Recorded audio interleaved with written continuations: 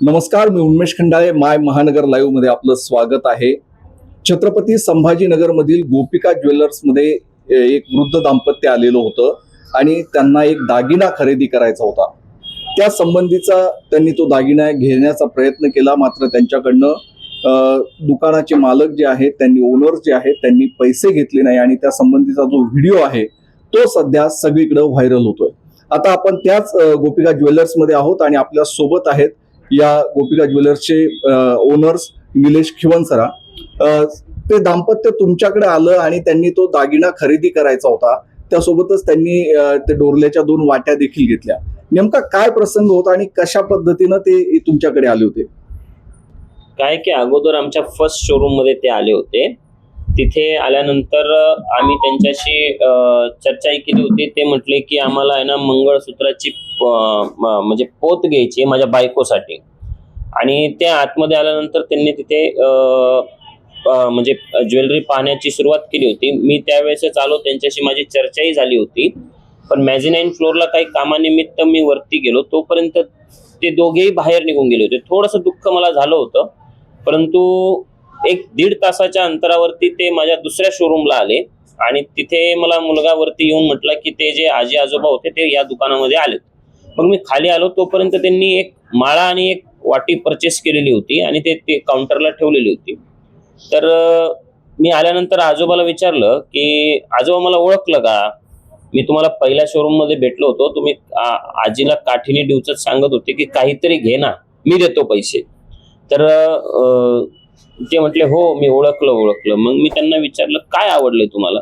ते म्हटले की ही माळा आणि हे जे आहे ते, म्हटलं हे मंगळसूत्राची वाटी. म्हणे हा. तर मी म्हटलं किती पैसे आणले सोबत? तर म्हणे हे काय एवढे? तर ते 1120 रुपये होते. मी म्हटलं एवढे पैसे? त्यानंतर ते म्हटले की कमी आहे का? मग त्यांनी चिल्लरचे 2 पोटली उचलून माझ्या हातामध्ये मध्ये पण दिसतं की ते एक काहीतरी पोटली घेऊन आलेत आणि ते तुमच्या हातात देण्याचा प्रयत्न करतात. चिल्लरची पोटली होती. ती चिल्लर होती, त्यामध्ये ती पोटली माझ्या हातामध्ये देण्याचा प्रयत्न केला. मी ती चिल्लरची पोटली घेतली नाही. त्यांना लगेच वाटलं की यांना नोटाच पाहिजे, चिल्लर नकोय. मी मग आजीला म्हटले की ते तुझ्याकडे जे पैसे ते दे. तर त्या ठिकाणी ते पैसे माझ्या हातामध्ये दिले. मग मी त्या आजीला पैसे देऊन टाकले सगळेचे सगळे आणि ती माळा आजीला दिली आणि मंगळसूत्राची जी वाटी आहे ती मी आजोबांकडे दिली. आजोबाला म्हटलं की तुम्ही हे आजीला द्या. ते म्हणले नग.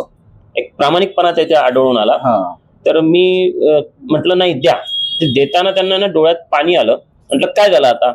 तर म्हणे माझा तुमच्यासारखाच एक मुलगा होता, तो वारला आणि एक जो मुलगा आहे तो दारू पितो आणि त्याच्यामुळे आम्ही वैतागून घर सोडलेलं. ते कोणत्या गावावरून आलेले होते, काही त्यांनी सांगितलं होतं? हो, ते म्हटले की आम्ही जालना जिल्हा मंठा तालुक्यामधून आलेलो. अच्छा. हा, हे सांगितलं होतं. त्यानंतर त्यांनी ते मला म्हणे की काहीतरी पैसे घ्या. मी म्हटलं पांडुरंगाचा आशीर्वाद आणि तुमचा आशीर्वाद असेल तर आमचं खूप काही कल्याण होईल. तर मी ते पैसे काही न घेण्याचा प्रयत्न केला, पण ते म्हणे काहीतरी घ्या. 1000 देण्याचा प्रयत्न केला आधी, नंतर 500 देण्याचा प्रयत्न केला. मग मीच म्हटलं त्यांना तुमच्या हिशोबाने काय द्यायचे तर ते द्या. तर म्हणे नाही, तुमच्या हिशोबाने तुम्ही घ्या. तर मग मी म्हटलं हे 10 रुपये आजीकडनं, आजोबाकडनं 10, मी ते 20 रुपये ठेवले. म्हटलं हे सांभाळून ठेवेल. ते म्हणे आपला आशीर्वाद तुम्हाला लय लागल. म्हटलं ठीक आहे. त्याच्यानंतर चहा प्यायचा म्हणे मला. चहा पिला. थोडी ते अश्रू होते त्यांच्या डोळ्यांमध्ये, तर मग मी थोडा हसवण्याचा त्यांना प्रयत्न केला. म्हणलं आजोबा जीव लावता का आजीला?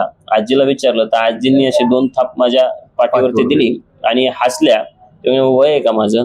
आणि अशा पद्धतीने आमची चर्चा झाली. ती पोत वगैरे घेऊन ते बाहेर गेली.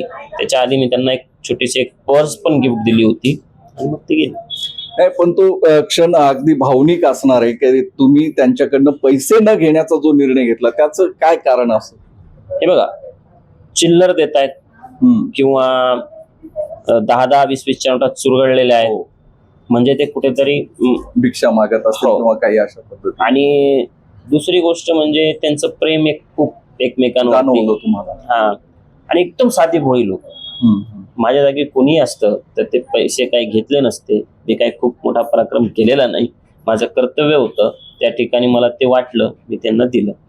म्हणजे दागिना हे एक प्रेम व्यक्त करण्याची फार मोठी गोष्ट आहे की पतीने पत्नीला दागिना देणं किंवा आपलं प्रेम आहे पत्नीवरती ती व्यक्त करणं. तुम्ही तो क्षण ओळखला आणि त्यातूनच तुम्हाला असं जाणवलं की यांना हे दिलं पाहिजे.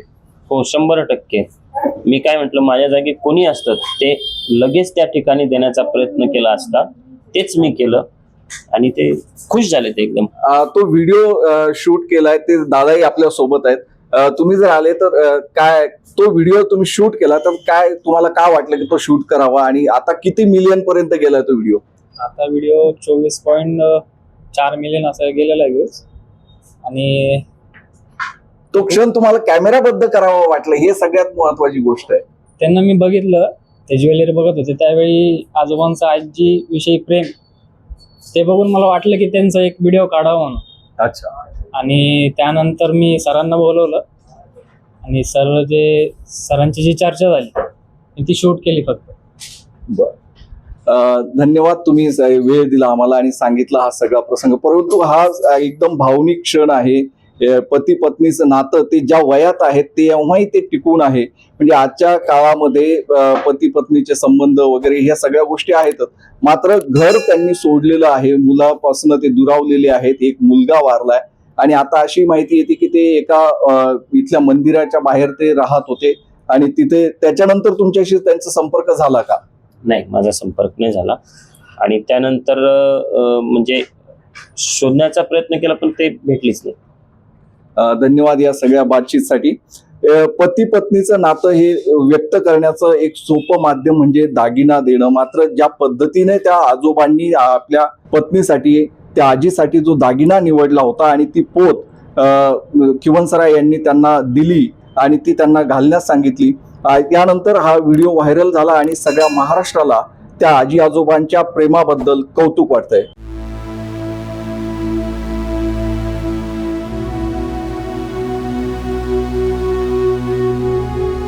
छत्रपती संभाजीनगरहून उन्मेष खंडाळे, आपलं महानगर, माय महानगर लाईव्ह.